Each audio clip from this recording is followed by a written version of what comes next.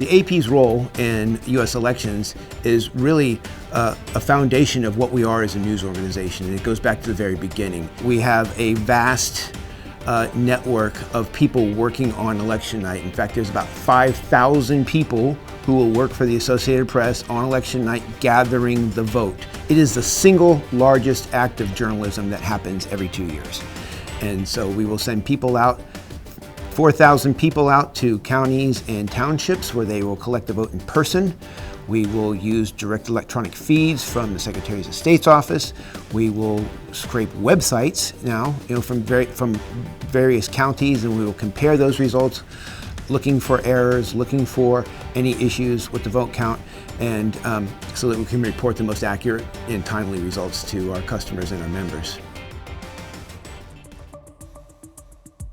Election night is amazing. We will have on our decision desk about 60 people who will be in charge of declaring the winners in more than 7,000 races for the general election in this November. And we have state-based people who we call race callers who are responsible for declaring the winners in each of their states. We have Washington-based teams that help them. We have folks who focus on President, Senate, Governor. Of course, in the midterm elections, it'll just be Senate and Governor. Folks who focus on U.S. House, as well as others who focus on the down ballot, the huge down ballot. Counting the vote and declaring the winners is really a nationwide process, and it's a nationwide exercise. We rely on the research about every single state on what to expect on election night, what the rules are, what the procedures are, how they plan to process the votes. We rely on our reporting. We rely on local reporting of our members as well. We look at polling. We use every piece of information available to us to declare a winner on election night. We always have an open mind that we're going to be surprised. Inevitably, there will be a race in the U.S. House that we think is either a safe Republican seat or a safe Democrat seat, and it will be won by the other party.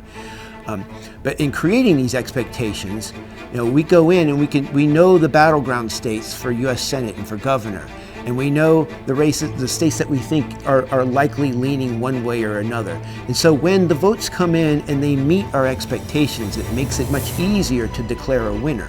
When the votes come in and contradict what our expectations are, that's when we slam on the brakes, because we don't call a winner until there is no path for the trailing candidate to catch the leader.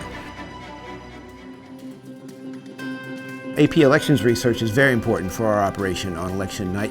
They also do the quality control work. So those are the folks they provide the research for us ahead of time.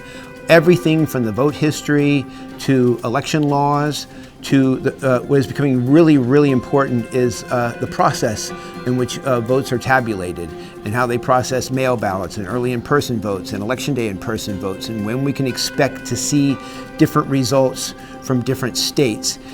In addition to all of what we call the quality control work that they do on election night.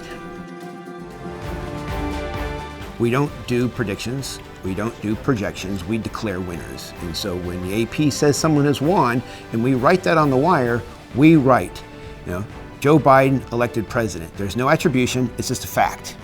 And so we use that standard in making all of our race calls, and we tell our customers and our members and the public around the world that they can count on that.